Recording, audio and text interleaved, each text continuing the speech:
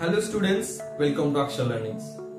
नुकतंच सगळ्यांच्या घरी बाप्पांचं आगमन झालेलं आहे. सर्वांना गणेश चतुर्थीच्या हार्दिक शुभेच्छा. सगळीकडे सेलिब्रेशनचं वातावरण आहे. ढोल ताशा डीजे आरती हे सगळं काही सुरू असताना ऐनवेळी आपण 10वीला येतो आणि या सगळ्या गोष्टीला क्वेश्चन मार्क पडतो. कारण आजपर्यंत या सगळ्या गोष्टीचं सेलिब्रेशनचा आपण ही पार्ट असतो, स्वतःला आपण इन्व्हॉल्व करून घेतलेलं असतं. आणि ज्यावेळी 10thच्या बोर्डच्या एक्झामची आपण तयारी करत असतो त्यावेळी सगळ्या गोष्टींना क्वेश्चन मार्क पडतं की आता काय करायचं. कारण एकीकडे सगळेजण सेलिब्रेशन मध्ये बिझी असतात, तर दुसरीकडे आपण एक्स्ट्रा क्लासेस, लेक्चर्स, स्टडीज या सगळ्यामध्ये बिझी राहिलेला असतो.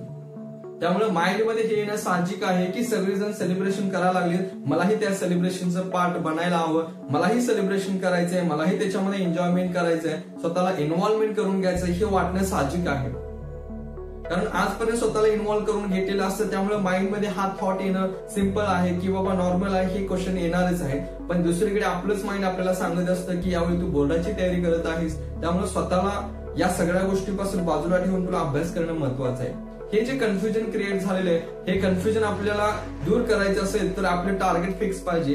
आपल्याला काय करायचंय, काय अचीव्ह करायचं हे माइंड मध्ये असेल तर आपला माइंड नक्की फोकस राहणार आहे. या सगळ्या गोष्टीच्या मध्ये सेलिब्रेशन मध्ये आपण जो काही टाइम स्पेंड करणार आहे ते कुठेतरी आपल्याला फायनल रिझल्टला इफेक्ट करणार आहे. कारण प्रिपरेशनसाठी आपल्याकडे जो टाइम आहे तो लिमिटेड टाइम पिरियड आहे आणि त्या लिमिटेड टाइम पिरियड मध्येच आपल्याला काही ना काहीतरी आउटपुट मिळवायचंय.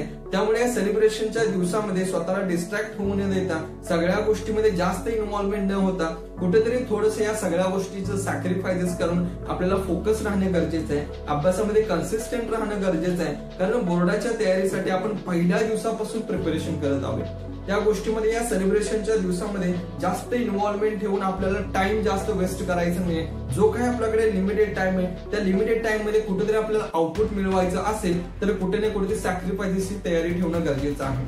आणि दरवर्षी आपण सेलिब्रेशन करत आलेलोच आहे, नेक्स्ट इयरला सेलिब्रेशन करणारच आहे.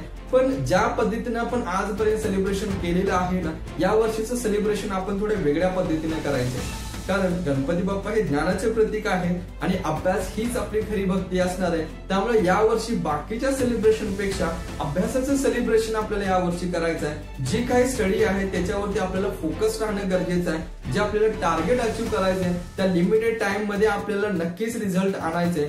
त्यामुळं या सगळ्या गोष्टीपासून थोडंसं स्वतःला बाजूला ठेवून, स्वतःला डिस्ट्रॅक्ट होऊ न देता पूर्ण फोकस आपल्या अभ्यासावरती ठेवणं गरजेचं आहे.